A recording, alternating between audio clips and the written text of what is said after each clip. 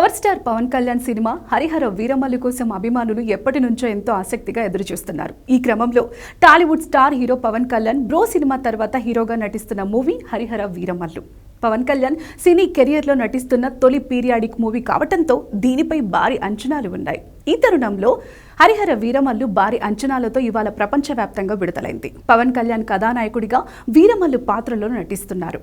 కథానాయికగా నిధి అగర్వాల్. ఈ చిత్రంలో మొఘల్ చక్రవర్తి ఔరంగజేబ్ పాత్రలో బాలీవుడ్ నటుడు బాబీ డియోల్ నటిస్తున్న విషయం తెలిసిందే.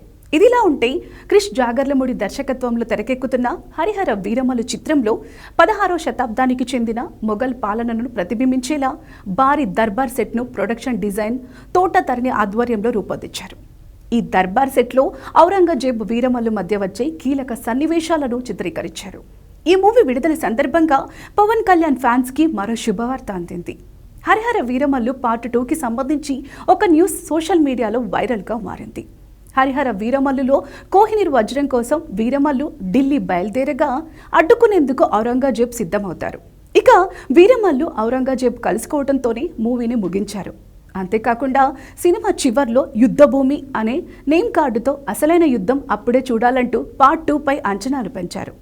హైందవ ధర్మ పరిరక్షణ, కోహినూర్ను దక్కించుకునే సమయంలో ఔరంగజేబ్తో వీరమల్లు పోరాట సన్నివేశాలు హరిహర వీరమల్లు పార్ట్ 2లోనే ప్లాన్ చేసినట్లు సమాచారం.